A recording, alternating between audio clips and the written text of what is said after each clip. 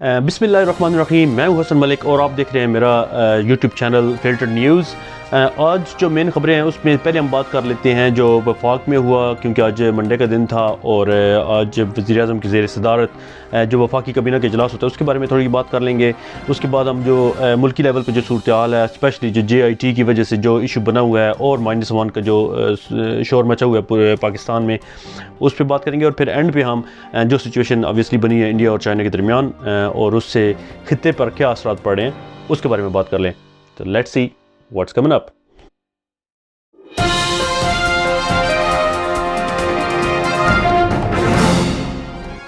जी welcome back. और अगर आपने मेरा चैनल अभी तक सब्सक्राइब नहीं किया तो काइंडली इसको सब्सक्राइब कर लें और बेल के बटन को दबा दें ताकि जो भी latest up to date news मैं आपके लिए लेके आऊँगा उसका बर वक्त आपको इल्म हो सके। तो सबसे पहले हम बात कर लेते हैं जो आज वफाकी काबीना का इजलास हुआ जिसकी सदारत वज़ीर-ए-आज़म करते हैं और हर मंगल को वो होता है अनलेस कि कोई मेजर इशू बना हुआ कंट्री में। तो उसमें बड़ी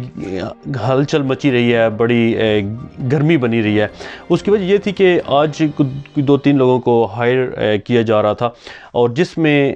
जो 2 धड़े बने हुए हैं ऐसे कह सकते हैं आप, या जो इवन PTI के अंदर इंतशार बना हुआ है उसकी एक और झलक सामने आई है। वो ऐसे कि जो वज़ीर-ए-आज़म के प्रिंसिपल सेक्रेटरी हैं वो किसी अपने जानने वाले को या बंदे को वफाकी काबीना कैसा बनाना चाह रहे थे, जबकि जो मशीर ख़ज़ाना है हफीज़ शेख साहब,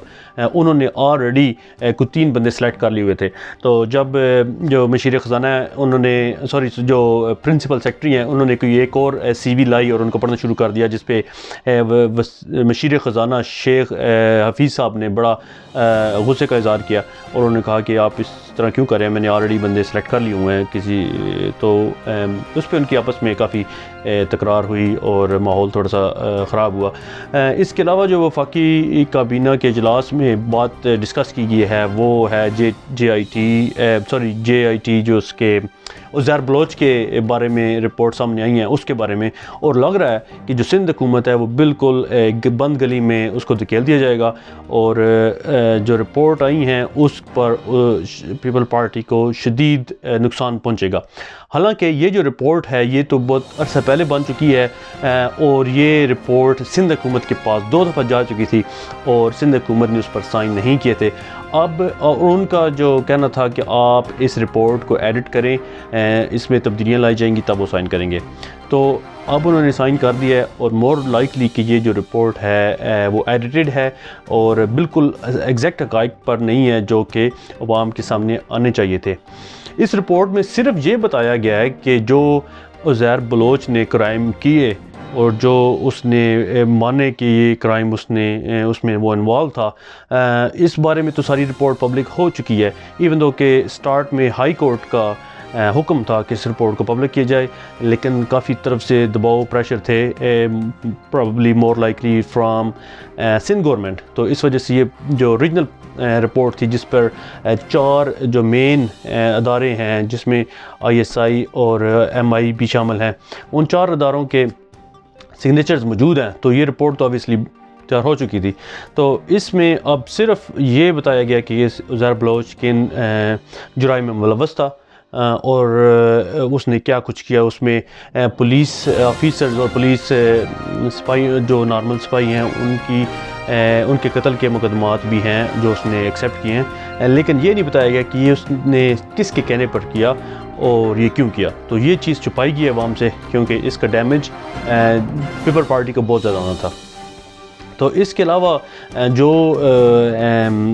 -1 बल्कि -2 और -3 की बात हो रही है अभी कंट्री में, उसका एक और बड़ा पंडोरा बॉक्स खुल गया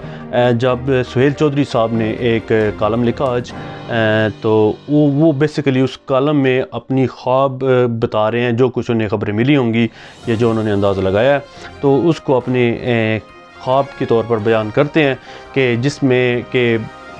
आर्मी जनरल भी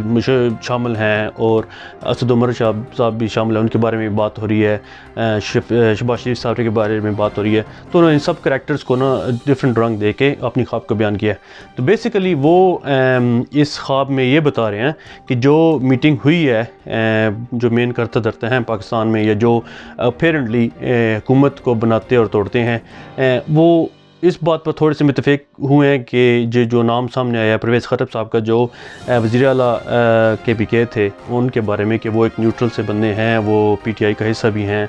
اور وہ ذرا دھیمے سے طبیعت کے بندے ہیں، تو ان کا چلنا یا حکومت کو سنبھالنا بہتر رہے گا۔ تو یہ آج بڑی بحث تھی، سارے میڈیا پر چل رہی تھی سہیل چودھری صاحب کے کالم کو لے کر، اور انہوں نے کوئی خاص حقائق اس میں نہیں بیان کیے، تو یہ کافی جو ہے نا اس رپورٹ کے بارے میں پازیٹیو اور نیگیٹو جو رزلٹس ہیں ان کے لیے وہ سامنے آ رہے ہیں۔ اس کے علاوہ اب جو ایران بھی اس میں سچویشن میں شامل ہے انڈیا کے ساتھ، اب چائنا نے ایران میں، جیسے کہ میں نے آپ کو کل کی خبروں میں بتایا تھا کہ بڑی زبردست قسم کی انویسٹمنٹ کر دی ہے ایران میں، اور انڈیا کو بالکل تقریباً ایک سائڈ پہ بلکہ کھڈے لائن لگا دی ہے۔ افغانستان سے بھی وہ بھاگنے پہ مجبور ہے ابھی اس وقت، کیونکہ وہاں پہ طالبان کا کافی کنٹرول واپس آ گیا ہے، اور عبداللہ کی وجہ سے بھی وہ he is not welcomed basically any more in Afghanistan. تو وہ وہاں پہ جو انویسٹمنٹ انہوں نے کی تھی، کافی زیادہ سڑکیں وہاں پہ بنوائی تھیں، انفراسٹرکچر میں انویسٹمنٹ کر رہے تھے افغانستان میں، وہ بھی ضائع گیا، جو چابہار پہ کر رہے تھے وہ بھی ضائع گیا۔ اور اب چائنا جو ہے وہ billions of dollars of investment کر رہا ہے، اور ان کے معاہدے ایران کے ساتھ ایسے ہو رہے ہیں کہ جو اگلے 25 سال تک ہوں گے، جس میں انڈسٹری کا ڈیولپمنٹ ہے، اس کے علاوہ انفراسٹرکچر، ہیٹ، ٹیکنالوجی، اور جو ڈفرینٹ کائنڈ آف جو فیکٹریز اور انڈسٹریز جو ہیں وہ ڈیولپ کرے گا چائنا، اس میں انویسٹمنٹ کرے گا ایران میں۔ تو بڑی زبردست قسم کی یہ نیوز ہے جی ایران کے لیے۔ اور الارمنگ سچویشن تھوڑی سی یہ ہے کہ خبروں میں ایز سچ جو مین میڈیا پہ ایران میں نہیں آ رہا، اور نہ ہی انہوں نے اس بات کو خود آگاہ کیا کہ ان پر کس قسم کے حملے ہو رہے ہیں ان کی ایٹمی تنصیبات پر، جو کہ اسرائیل کی طرف سے کیے جا رہے ہیں، اور اسرائیل بھی اس بات کو کلیئرلی نہیں کہہ رہا کہ انہوں نے اس طرح کا کچھ حملہ ایران پہ کیا ہے۔ تو اس طرح کا سچویشن بنا ہوا ہے مشرق وسطیٰ میں بھی، لداخ کی وجہ سے ہمارے ریجن میں بھی ایسا مسئلہ بنا ہوا ہے، اس میں اب نیپال اور بھوٹان اور مالدیپ اور سری لنکا اور بنگلہ دیش بھی شامل ہو چکے ہوئے ہیں۔ اور انڈیا بڑا تجسس کا شکار ہے کہ پاکستان سے رویہ جو ہے یہ کشمیر کی وجہ سے تو اس طرح کا سامنے آتا ہے، لیکن نیپال اس طرح کا ایٹیچیوڈ کیوں دکھا رہا ہے انہیں، وہ بڑے شش و پنج میں اور مشکلات کا سامنا انہیں کرنا پڑا ہے، اور حیران ہے وہ۔ اور بیسیکلی آبویسلی جو چائنا نے اس خطے میں اپنی ڈپلومیسی کی ہے، اس کی وجہ سے انڈیا کو یہ مسئلہ سامنے نظر آ رہا ہے۔ اس کے علاوہ انڈین میڈیا جو کہہ رہا ہے کہ انہوں نے جی رات میں MiG 29 کے آپریشنز کیے ہیں خود لداخ کے ایریا میں۔ اس کے علاوہ N-32 پلین جو ہیں اور M117 جو ہیلی کاپٹر ہیں ان کو لداخ کے ایریا میں پہنچا دیا، اور ان کو وہ یوز کر رہے ہیں۔ اسی طرح سے چائنا نے بھی اپنے